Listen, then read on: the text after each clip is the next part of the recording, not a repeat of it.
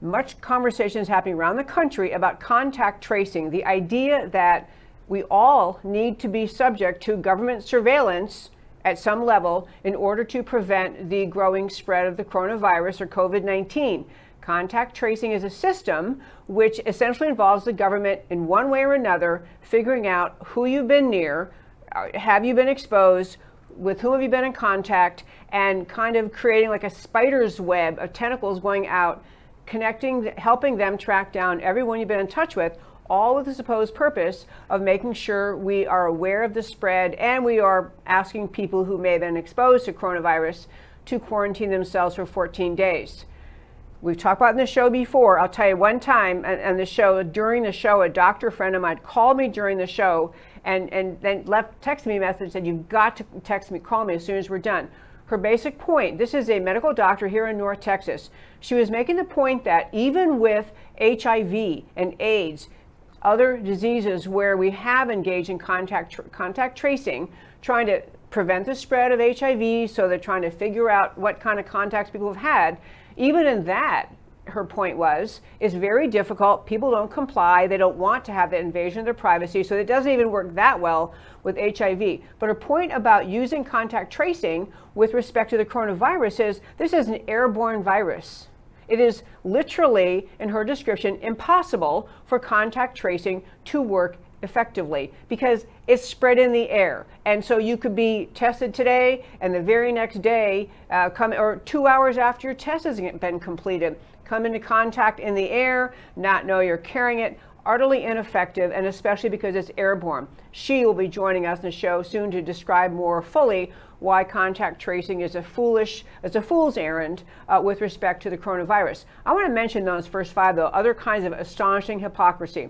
One is, you likely saw that as the protesters in this country, or I try not to call them protesters, the rioters, looters, arsonists, and mob that just wreaked havoc on American cities in the last few weeks, all of them were out in cities, hardly any of them wearing masks and certainly not socially distancing. So those people who were out, truly, in big crowds, no kind of control at all.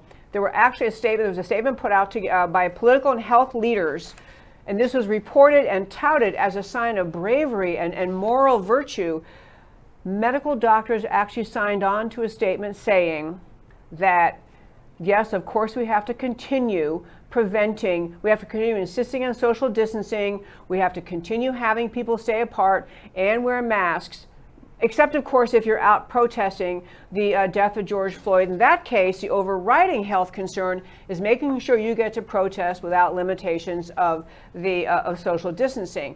Other amazing things, or the hypocrisy of it all, there was in New York City, Mayor de Blasio truly said, we are going to push. In fact, he began the contact tracing in New York City May 8th, and he had a spokesman announce that as they are doing contact tracing and they find someone who tests positive, so the next question in every contact tracing episode is, so where have you been? Who do you live with? Who have you been around in the last, whatever the time period they say? But the contact tracing team in New York City was specifically instructed by Mayor de Blasio, do not ask them if they've been part of the George Floyd protests. This, my friends, is not science. It's not science if you overlay this allegedly scientific effort to gather information of who has come into contact with a political mission that you happen to support. So the utter hypocrisy, just darn crazy. Last thing, Axios Ipsos did a big study saying that most Americans are, in their term, highly resistant to COVID-19 contact tracing. Really, really don't like the idea of contact tracing, especially if it is mandatory. So the upshot of this one study was, well, let's make it voluntary then. Allow me to tell you what happened in Kansas. So in Kansas, they tried. During this coronavirus outbreak, they had one community, they put in contact tracing mandatory. And it was an utter, complete flop failure. People would not cooperate. They just would not play the game. So then 2 weeks later, they have a new proposal in Kansas. It's voluntary. Sure would love if you would do it, but it's voluntary. And I'll tell you folks, my personal sense of government surveillance, intrusion, following Americans around, being too aware of everything we do in our lives.